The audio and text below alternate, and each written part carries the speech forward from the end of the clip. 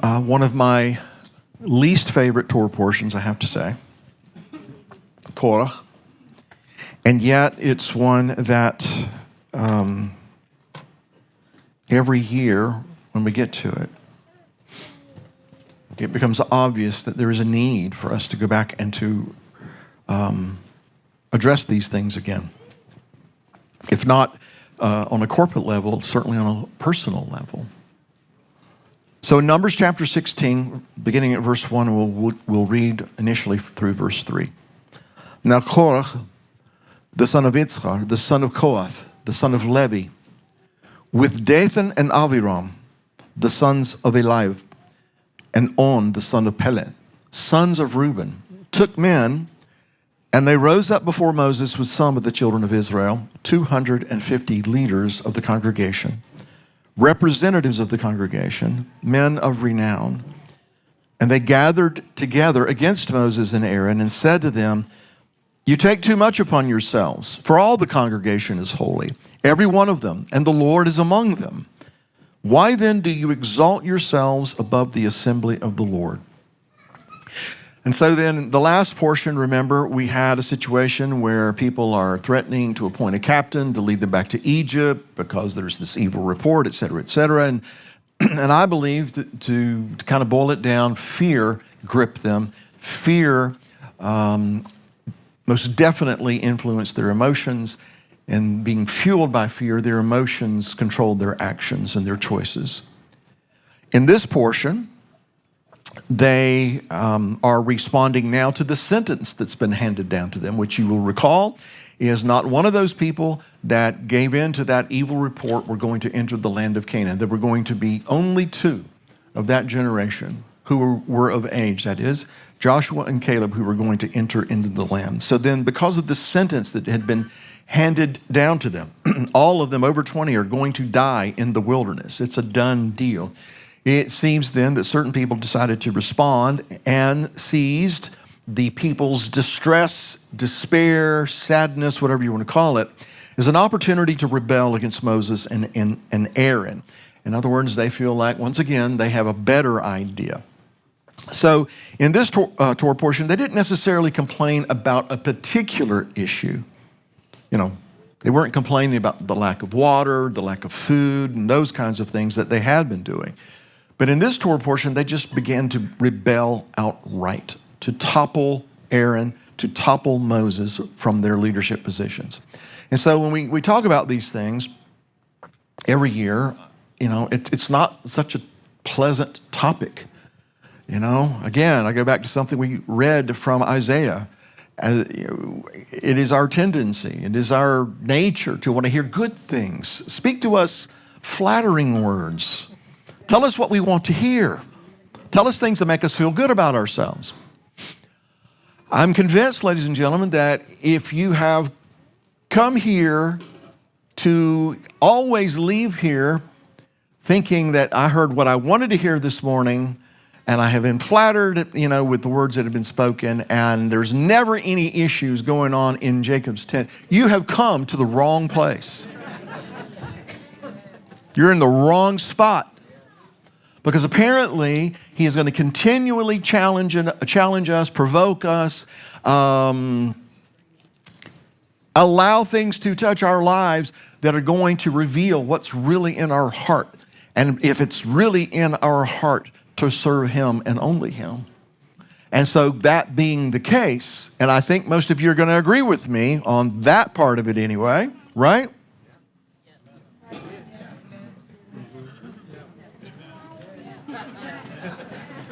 Yes.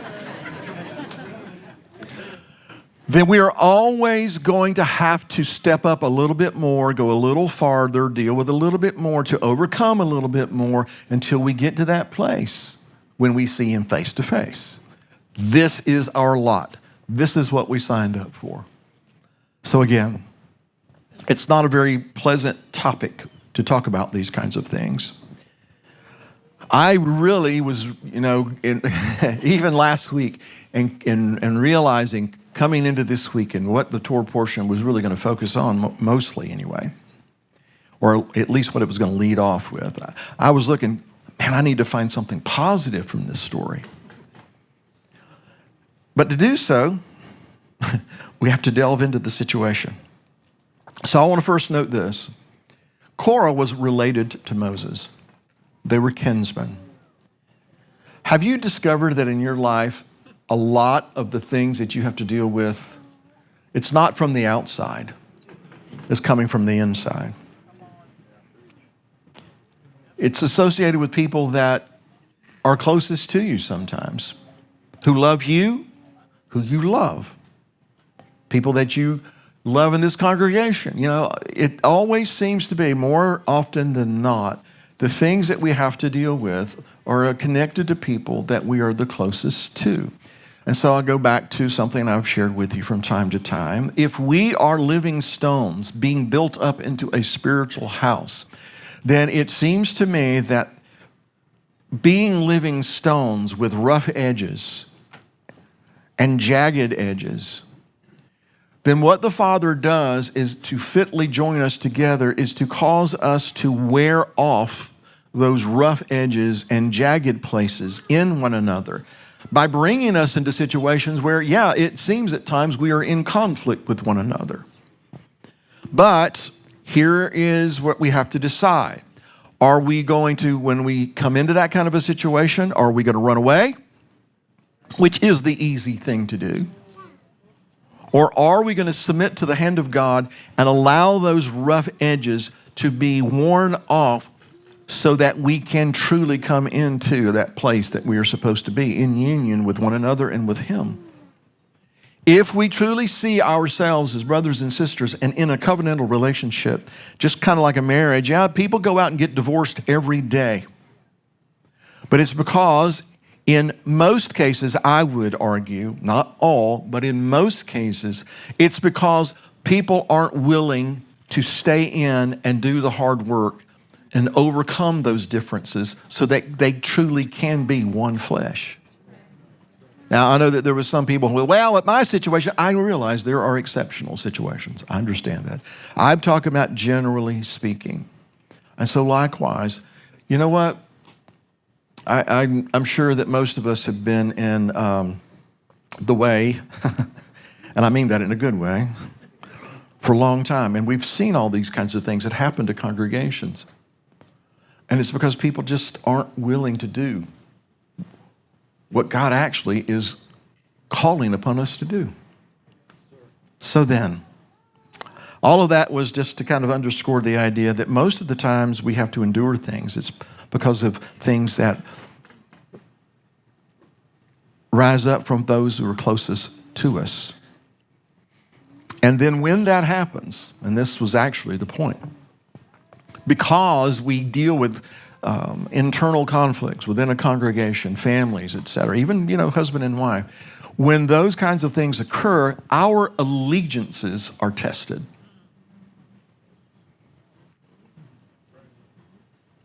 Who are we going to truly be committed to? In those kinds of situations, our resolve is tested. I led you through the wilderness all these 40 years, and I fed you with bread that your fathers didn't know, nor did you know, to see if it was really in your heart to obey my commandments. And so I fed you with this bread to teach you that man does not live by bread alone, but by every word that proceeds from the mouth of the Lord God. So these kinds of situations, like we see in the Torah portion, it tests our allegiances. Moses and Korah were related. It tests our resolve. And so that's some things that we need, I believe, to take away from this. Now let's add to that. Joining Korah were 250 notable men of the assembly, not just some, guy that wandered in off the street. These are people who are recognized within the community as being important, leaders, all these kinds of things, and they're joining in with Korah, Dathan, and Aviram, these men of renown. In fact, that term, Anshe Shem, men of renown, this is essentially the same term in Hebrew that we find in Genesis chapter 6, verse 4, that is describing the Nephilim. And no, we're not going to talk about the Nephilim.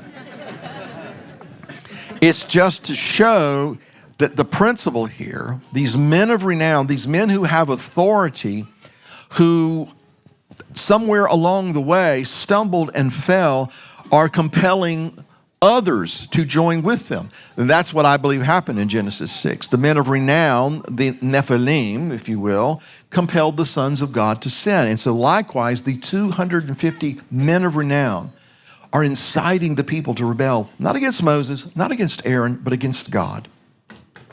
Now, in both cases, what happened to those men? They died. And everybody who submitted to their influence died. Korah makes the argument that Moses and Aaron were just taking too much upon yourselves. We're really in this for your good, Moses, Aaron. You're taking too much upon yourself, seeing that the whole congregation is holy. And the argument is, well, God can use us just as easily as he can use you, which is true. That is true. But what makes you so special? But what Korah fails to recognize is that God chooses who he chooses. You know, he chooses whomever he will to serve in particular areas and to serve certain functions. That's just the way it is. Just because Israel is regarded as God's chosen people doesn't mean that they are special. It just means that they have been chosen to do something special. And along with that calling to do something special comes a higher standard. There's a lot of criteria that has to be met in order to fulfill his purpose. And that's why, and this is Bill's opinion, it seems that nations can go and do all kinds of crazy stuff and nothing really happens to them right now, but let God's people step out of line and whack. He cracks the whip. I saw The Chosen last night. He doesn't recognize that. That is Korah. Also, he feigns to represent the people.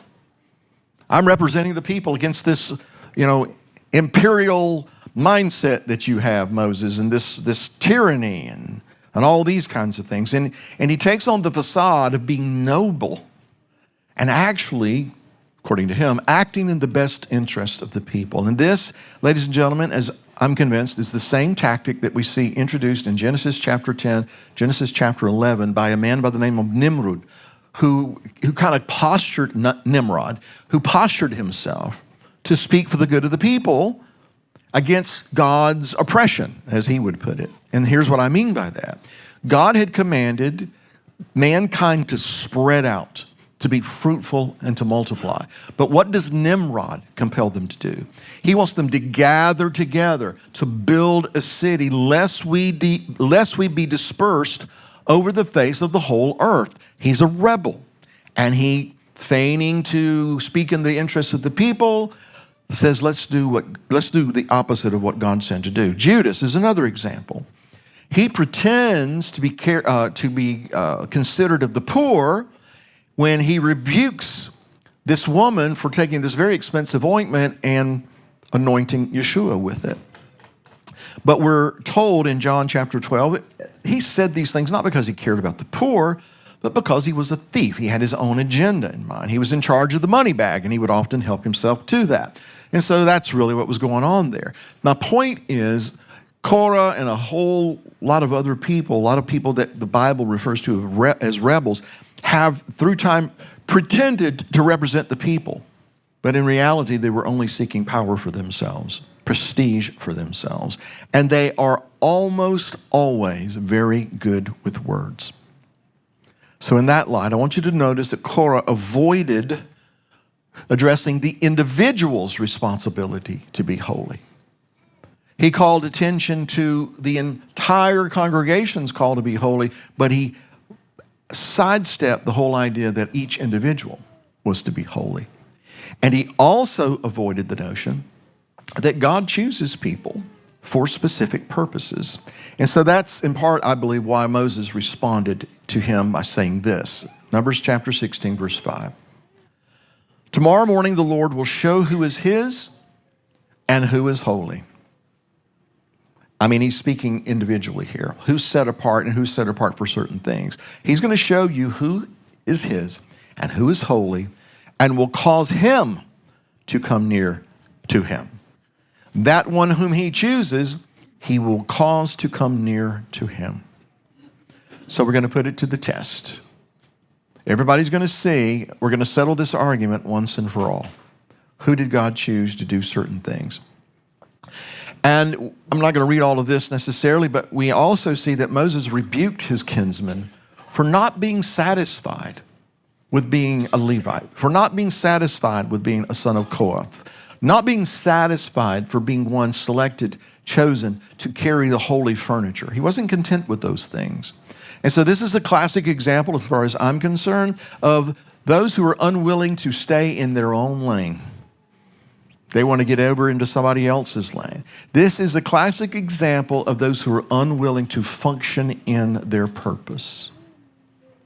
And remember, functioning in your purpose, being where you're supposed to be, doing what you're supposed to be doing, can be summed up in one word. Can you tell me what it is?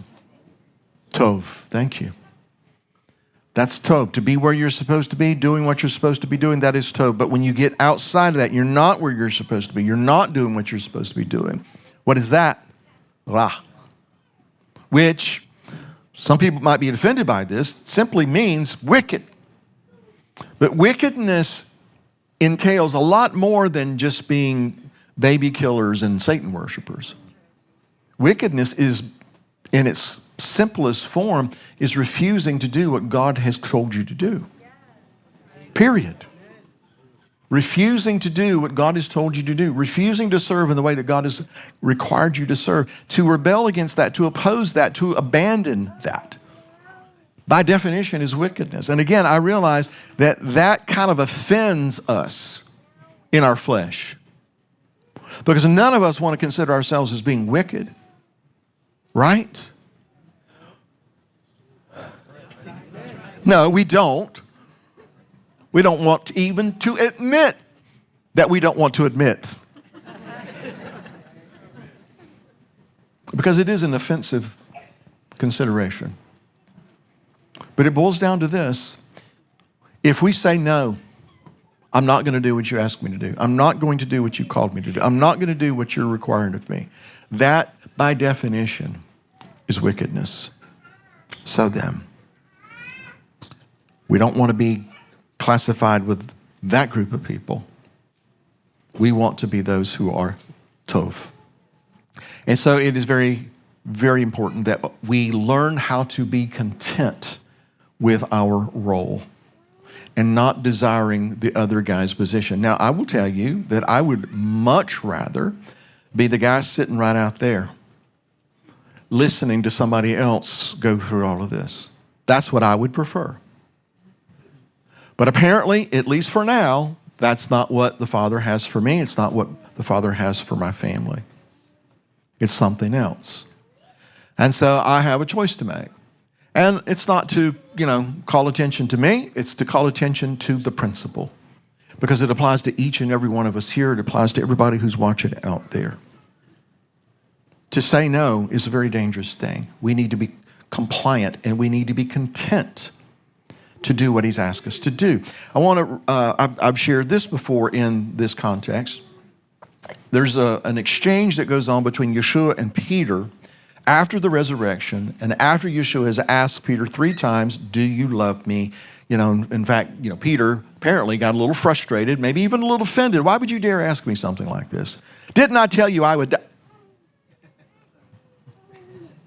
As I said, I watched The Chosen last night. Here's the exchange, John 21, verses 18 through 22. Yeshua is speaking to Peter. Most assuredly, I say to you, when you were younger, you girded yourself and walked where you wished.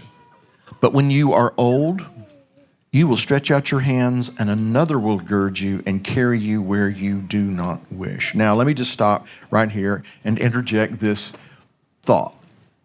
Throughout the scripture, Peter strikes me as someone who probably doesn't like anybody telling him what to do. This is the guy that took a sword and lopped off a guy's ear. Remember? All right. So I don't imagine he's some little shrinking violet. I just don't picture him that way. I picture him as kind of a strong personality, And not that that's bad, just that's kind of how I picture it. And so imagine someone else girding you and carrying you where you do not wish. What is the point? It's to speak to the fact that, do you love me, Peter? How much? Enough that you would allow somebody to gird you and to take you where you don't want to go if you know that's what I've called you to do.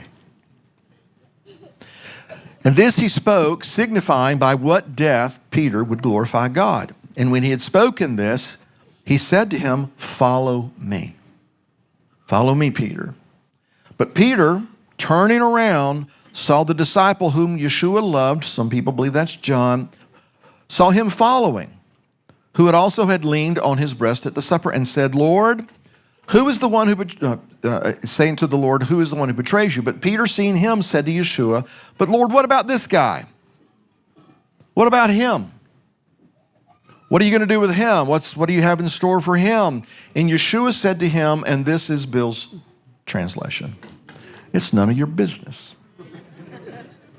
It's really none of your business. It's not for you to focus on what I'm going to do with him and in his life and through his life. Your job is to follow me. Your job is to do what I've called you to do. If I will that he remain till I come, what is that to you? You follow me. You don't do based on what that one's doing. You don't do based on what that one gets to do or doesn't get to do or what have you. You follow me. You better know that you're following me. All right, so then, going back to the Torah portion, is there anything that we can glean from that's positive? So then let's juxtapose what Korah did and the 250 notable men did and how people do, even in our day and time. Let's juxtapose that with how Moses and Aaron responded in all this. Number one, they prayed on behalf of these people. They prayed on behalf of people they knew were running headlong toward destruction. And when God would have annihilated the entire assembly, how did they respond? Verse 22 of chapter 16, then they fell on their faces and said, O God, the God of the spirits of all flesh, shall one man sin and you be angry with all the congregation? Intercession. They know these guys are messing up. They know they're making mistakes. But what do? They appeal to heaven. Moses sought mercy for those who did not know what they were doing. Forgive them, Father, for they know not what they do. If you must, judge the guilty, but spare the innocent. Spare the ignorant. And to do such, and we're speaking of Moses and all those like him who intercede for God's people when God's people are about to make a very tragic mistake. That is indicative of a shepherd's heart. Don't let the innocent suffer because of the bad choices of others. The righteous intercede for the people, seeking mercy for the people instead of judgment. Remember when David sinned, he pleaded with God to spare Israel. He was the one who had sinned, not the people. This is in 2 Samuel chapter 24. Then David spoke to the Lord when he saw the angel who was striking the people and said, surely I have sinned and I have done wickedly. But these sheep, what have they done? Let your hand, I pray, be against me and against my father's house. Think back to when the Lord sent the angels down to the 5 cities of the plain. And Abraham realized what was about to happen. He pleaded for those that were in Sodom. And he knew that this was a wicked place. He wasn't oblivious to that, but he was pleading for the sake of those who were righteous. Spare them. Because he was afraid that because they were in a wicked place, that it was very possible anyway, that there were innocent people who would suffer. And so he says, far be it from you to do such a thing as this, to slay the righteous with the wicked, so that the righteous should be as the wicked. Far be it from you. Shall not the judge of all the earth do right? That's pretty brazen if you think about it. For a mere man to challenge the supreme judge and say, shouldn't you do what's right? course, the judge of the whole earth is always going to do what is right. He's always going to do what is just. And so that leads me to believe that there are a lot of these situations that we see in the scripture. Many of these events are recorded for us and are intended to reveal what's in a man's heart. In other words, might it be that he visited Abraham that day and sat at the door of his tent and conversed with him and told him about the promise of the coming son and told him what he was about to do? Might it be that he wasn't seeking Abraham's advice, but that he was posing to Abraham what's about to happen to reveal what was in Abraham's heart? We always hear that a crisis makes the man, but in reality, the crisis reveals the man. It reveals what's in them. So then, I'm of the view that a lot of these things that we see in Scripture, Judas is given the purse to reveal what's in his heart and whether or not he would overcome that. Israel's led through the wilderness and fed manna for 40 years to reveal what's in their heart. So then, when we're faced with wickedness, when we're faced with rebellion, when we're faced with wrongdoing, wherever it comes from, how do we respond? How will we respond to it? And that's revealing what's in our heart. And it's not to say that because Moses is an intercessor, we should intercede for those people as well. It's not to say that we should ignore the wickedness of the guilty. It's just to say, shouldn't we respond in righteousness? Seeking mercy for yourself comes very easy. It's really easy for me to say, please, God, have mercy on me. It's really easy for me to pray, God, forgive me. But what about when it comes to seeking forgiveness and mercy for those who are doing wrong? Does that come as easy? I'd say for most of us, it does not, and especially if we're being personally affected by it. But I would suggest to do that is indicative of someone who has a heart after God, because it's not God's heart for restoration and reconciliation and life, not all these other things. Our God is long-suffering. Our God is merciful. And it only makes sense that his servants would emulate those characteristics as well. Now, not only did Moses and Aaron intercede on that particular occasion, but remember when the plague broke out. And why did the plague break out? Because apparently the ground opening it up and swallowing people alive, taking them down into the pit, is just not enough evidence to some people that maybe I need to get my act together. And so we've got these people who are foolishly speaking out against God in response to all of that. And remember, Aaron took action. At Moses' prompting, he took action and stopped the plague that was sweeping through the congregation. Numbers chapter 16, verses 47 and 8. And Aaron took a censer as Moses commanded, and he ran into the midst of the assembly, and already the plague had begun among the people. And so he put in the incense and made atonement for the people. And he stood between the dead and the living. And so the plague was stopped. And so what I want to highlight right there is, and he stood between the dead and the living. Now, who does that kind of remind us of? Right? He stood between the dead and the living, and the plague was stopped. On a universal level, that's what Yeshua did and does to this day.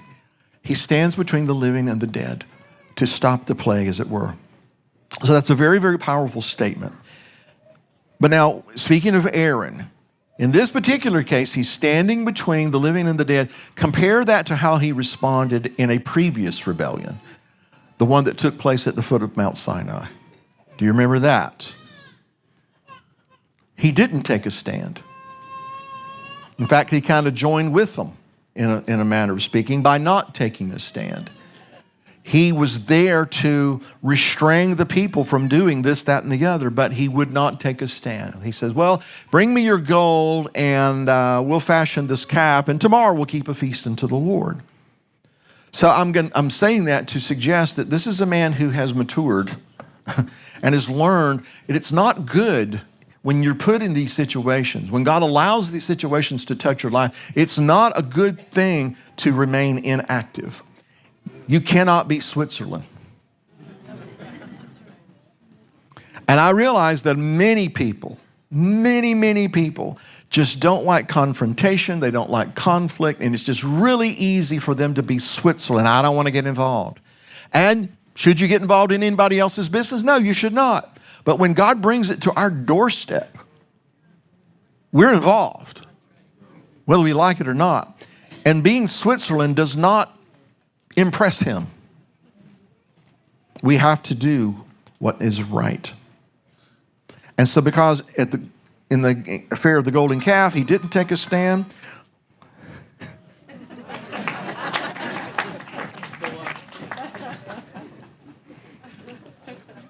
Now my family's doing it.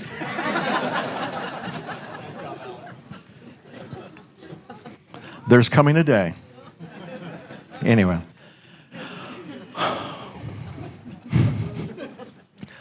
At the foot of Mount Sinai, he did not take a stand, and let's consider the consequences. Ramifications that still come down to us today.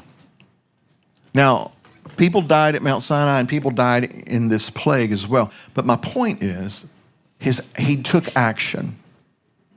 He did what Moses prompted him to do, where before he did not. And because he did that, it stopped the plague. It stopped it from continuing. So that brings me to this idea. In this life, on this side of Messiah's return, you and I are never going to be able to avoid undesirable situations. And I'm talking about situations that had the potential to disrupt and to destroy. We're not going to avoid those things unless you're going to move to the middle of nowhere and be a hermit with no interaction with people whatsoever. And if you're called of God to be fishers of men, that means you would just end up doing what's wicked.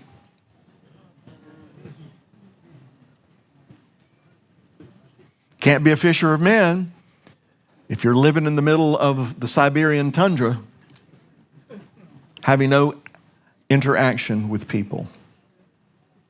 If you're called to be a fisher of men and you do that, you're doing wicked by definition. So anyway, we're not going to be able to avoid these situations. But we can avoid making the mistake of inaction, of being immobile, of being indecisive. Our response in these situations can and should be to do what's right in the midst of all of the wrong. And that brings me to this point. This is in Numbers chapter 17. I want to read verses 2 through 5, and then I'll skip down to verse 8 and 9. This is after all this craziness. Speak to the children of Israel and get from them a rod from each father's house, all their leaders according to their father's houses, 12 rods. Write each man's name on his rod, and you shall write Aaron's name on the rod of Levi. For there shall be one rod for the head of each father's house. Then you shall place them in the tabernacle of meeting before the testimony where I meet with you. And it shall be that the rod of the man whom I choose will blossom. And thus I will rid myself of the complaints of the children of Israel, which they make against you.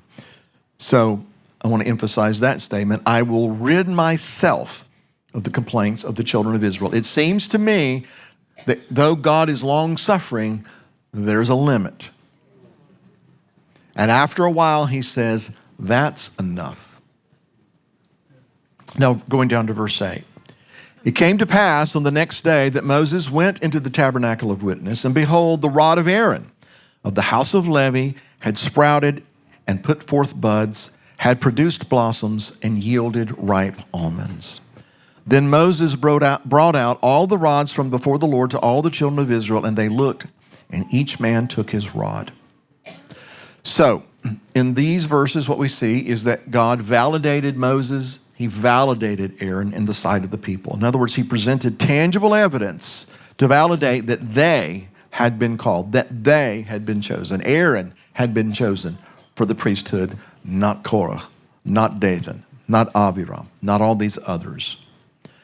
But not only did he validate that choice, but he also vindicated these men. Because these men had been accused of all kinds of things. You take too much upon yourself. You're elevating yourself above all of the congregation. And so he vindicated them. He cleared their name of these false accusations and dispelled the suspicion that they were elevating themselves. I'm not saying they weren't elevated. I'm just saying they didn't elevate themselves. God did that. And why? Because they were great and wonderful people and, just hyper righteous. We're talking about a man who killed another man. We're talking about a man who God almost killed while he's on his way to Egypt for some mysterious reason. We're talking about a man who God did not allow to go into the promised land because he did not honor and hallow God in the eyes of the people. No, not because he was hyper spiritual and super righteous. It's because he was chosen. Where Aaron's concerned, we're talking about a man who, we've already talked about it. He joined with the rebels at the foot of Mount Sinai. And he fashioned the golden calf. He's the one who did it. He caused it to come into reality. And I've shared this before. I stand to be corrected. But it seems to me that Aaron wasn't chosen to be the high priest so much because he was such a great and wonderful guy, as much as this was a consequence, a lesson to be learned day in, day out. How to teach the people to distinguish between holy and profane. Why? Because he had blurred the lines back at Mount Sinai. You can disagree with that if you want to. Anyway, God elevated these men. He chose these men for a particular reason. Not because they were special, but he chose them to do something special. Now, why did Aaron's rod produce almonds? Has anyone else ever wondered that? I bet you John Holsty has.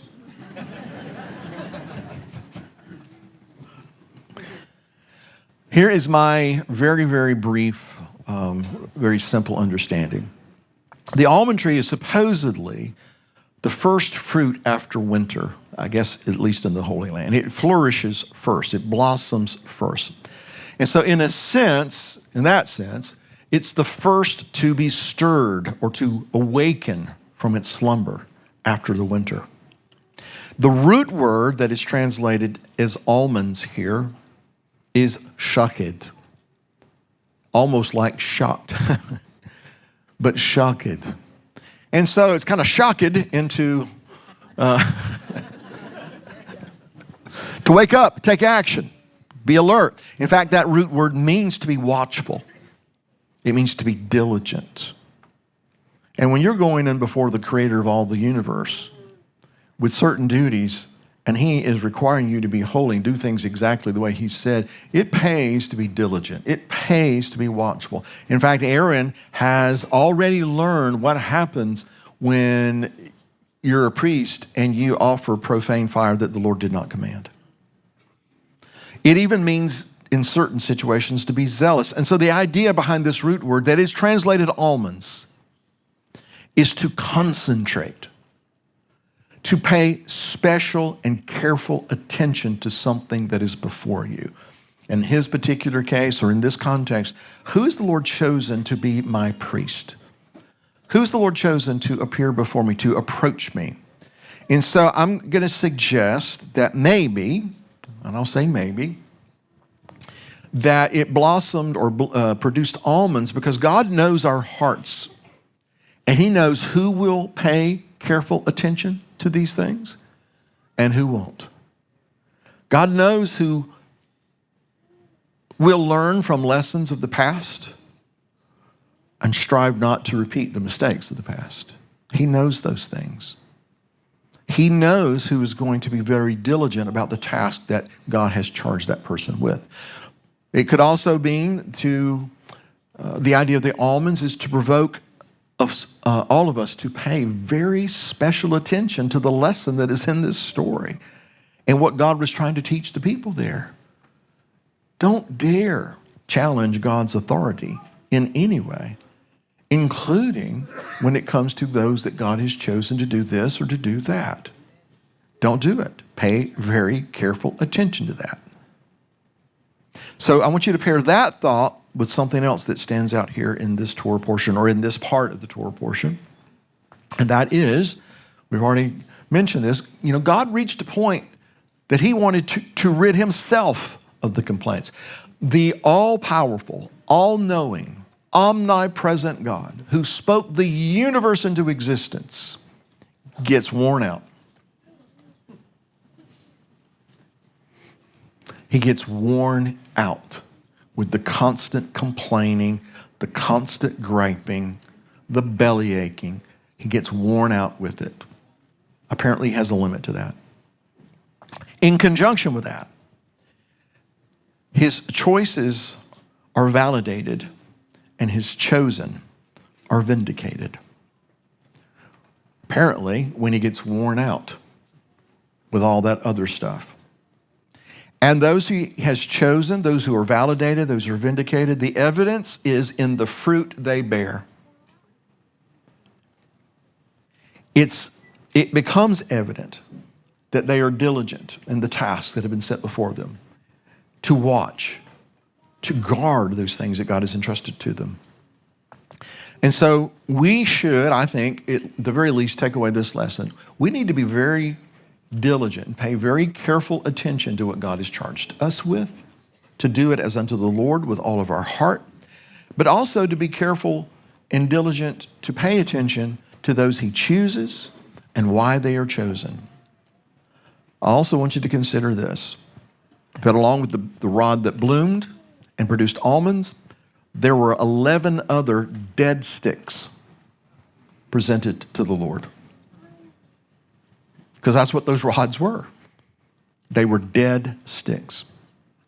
But the other one, God chose and he spoke, and however he did it, he caused life to spring forth from the one that he had chosen. In other words, we're kind of all dead sticks, as it were. But he gets to choose which one he's going to cause to spring forth and produce life. And I would think that our heart has a lot to do with whether we produce life or we just remain a dead stick.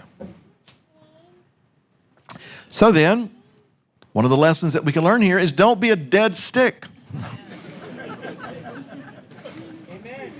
Don't be just a stick that it's cut off and it's not doing anything. But be a branch that God can infuse with life, with his word, with his spirit, and to bring about fruit in our lives. Producing good fruit today is going to pay dividends in the future, and particularly when something like Moses and Aaron had to encounter occurs. In fact, the rod of Aaron, as you know, was placed before the ark as a token or an oath or a sign. And it was, I would think, at the very least, it was a sign to God's people. Remember what happens when you start murmuring and complaining and challenging my will and my purpose? Remember what happens. So then, as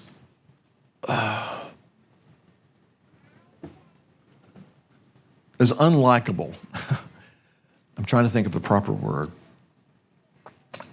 and undesirable as some of the things that are recorded for us in this Torah portion, as undesirable as they are, why is it important that you and I go back, read these things again, consider these things again, talk about them again, seeing that the topic is really not a very pleasant one? Because when we talk about these things, I think that we probably start picturing other people's face.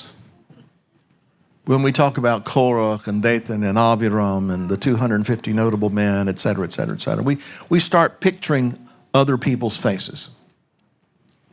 How often do we picture our face? And if it's really easy for us to picture somebody else's face and ignore ours, that might tell us where our heart is right now. Because is there anybody in this room or out there watching that's never been a rebel? Never been defiant? never been belligerent. Anybody? No. So when we start talking about these things, be very careful that you're not so quick to picture somebody else's face. Start with your own. It's very important that we go back and look at these things as a reminder that we should not make the same mistakes that they made. You know, we're people just like they were people. Well, if I had been there, I would have done this, and I would have said, no, you wouldn't. No, you wouldn't. And I probably wouldn't either. I mean, it was 97 the other day? And I wasn't even in the wilderness. And I was tempted. I was tempted. But you understand. Well, never mind. Let's get off that, Bill.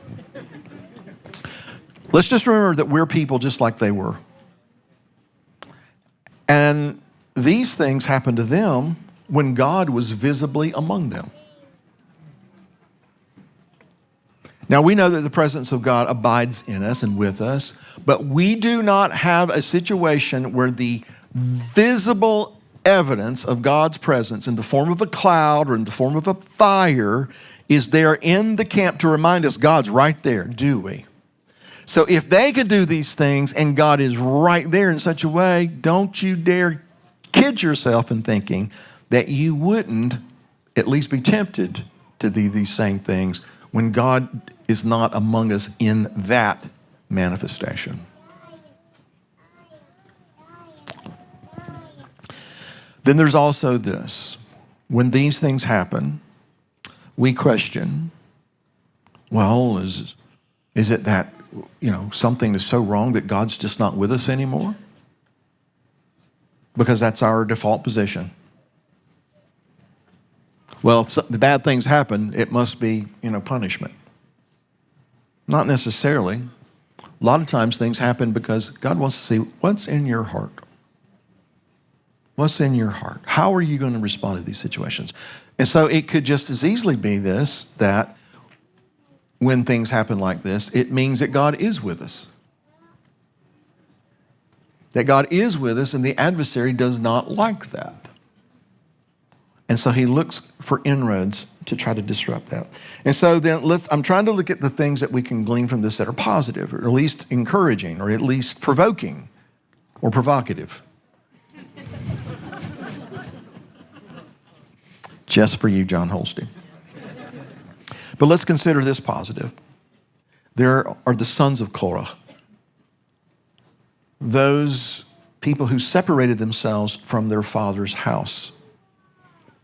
The sons of Korah, I don't know how many that is, but they survived.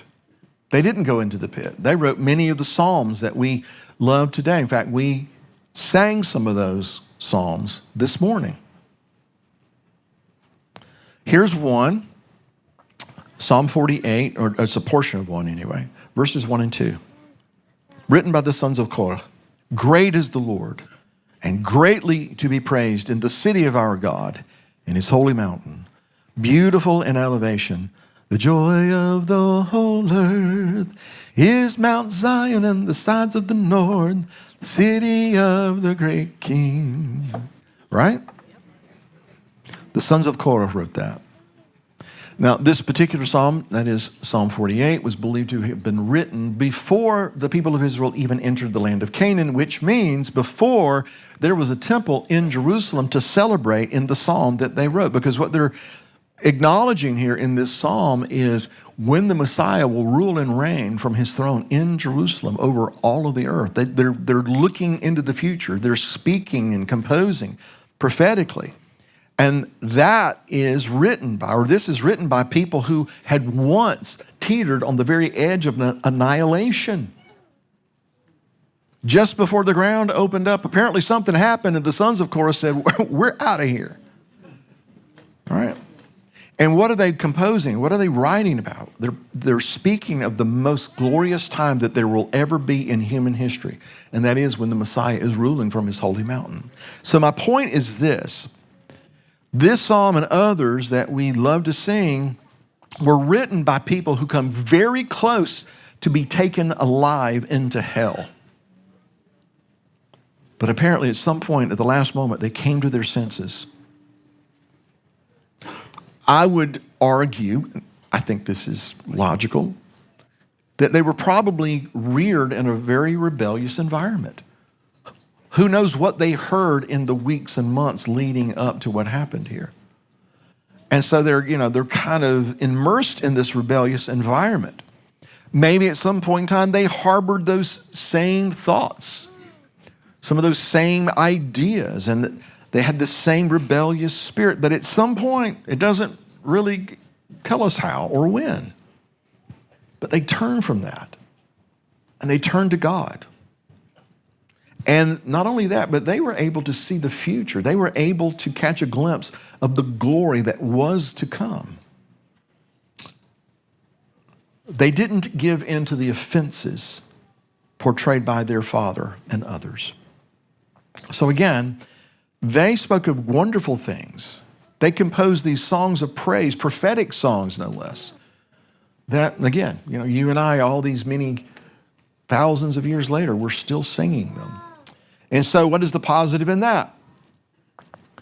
Other people have and other people will follow this pattern. What do I mean? That those who have resisted his will in times past, those who have resisted his purpose in times past, are going to honor his sovereignty. They're going to follow that pattern. And I say that with confidence because everyone in this room and everyone out there has been there. We've all been those rebels. We've all been belligerent. We've all been obstinate. We've all opposed the will and the purpose of God.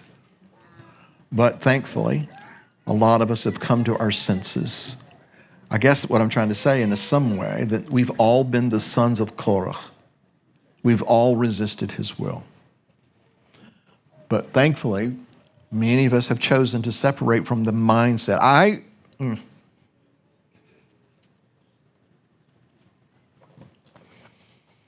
Let's just say that I had to make a decision that I was not going to conform to a mindset and an environment that was portrayed before me day in, day out by some, not all, but some people I love growing up. I would imagine a lot of us can identify with that. But I had to make a decision that I'm not going to think that way. I'm not going to act that way. I'm not going to speak that way. So we've chosen to separate from a mindset that we know takes us to a bad place. We have to make that decision. They did, apparently. And so we, all of us, and hopefully many more to come, are going to be what was said of Joshua the high priest, and this is in Zechariah chapter 3:2. Is this not a brand plucked from the fire? In other words, that idea, that phrase is that someone is delivered. Someone who's seemingly at the threshold of destruction. Someone who is at the point of being consumed by fire. In the case of Korah and his family, for the ground to open up and swallow them alive, to take them alive down into the pit. So someone who is in that situation then being rescued from the destruction that others are facing. Perhaps at the last minute, who knows? Is this not a brand plucked from the fire? So in Psalm 22, verse 27, and I'll kind of close with this. It says, all the ends of the world shall remember and turn to the Lord. And all the families of the nations shall come and worship before you. So here's what I glean from that in light of the sons of Korah. There will be countless millions who will worship God in the city of our God. And among those countless millions, there will be those who had once resisted God, who had once opposed God, who had once been rebels before God. And like the sons of Korah had faced certain destruction had they not been a brand plucked from the fire, had they not come to their senses, had they not turned to the Lord. I'd say that Most everybody who's going to come worship the Lord is going to fit into that category somehow or another. But nonetheless, these are the ones who come up to his holy mountain to honor him. By God's grace, by the blood of the Lamb, have been redeemed. And so you and I can now kind of separate ourselves from that old way, that old mindset, and we can look toward the day when we get to go up and worship him and to be received by him as his sons and his daughters. And in that day, we all together get to acknowledge him as being great and that he is greatly to be praised. That will be a great and wonderful day when all this other stuff will be behind us. Who's looking forward to that?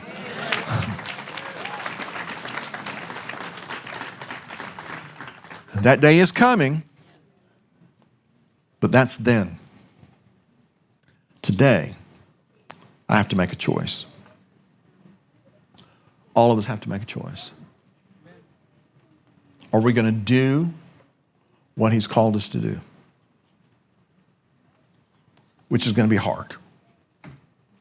And that means there's going to be challenges, and that means there's going to be disruptions, and that means there's going to be obstacles, and that means there's going to be impediments. There's going to be this, there's going to be that, and we get tired of it. But if we have chosen to take up our cross and to follow him, as he told Peter, follow me, then that is our lot. That is what is before us, day in, day out. And so if we're going to do what he's called us to do, it's going to be hard. It's going to be the hardest thing we've ever done or ever will do. And he's going to find out what's in our heart. And that is, are we going to resist his will, or are we going to resist his purpose? And are we going to, in the worst scenario, actually stand with people who are destined to go into the pit? Or are we determined that we're not going to give into that mindset? We're not going to give into that attitude, but with the redeemed, we are going to ascend to the mountain of our God and worship him in his holy hill. If that's what we want, then there's a decision we have to make every day. Amen?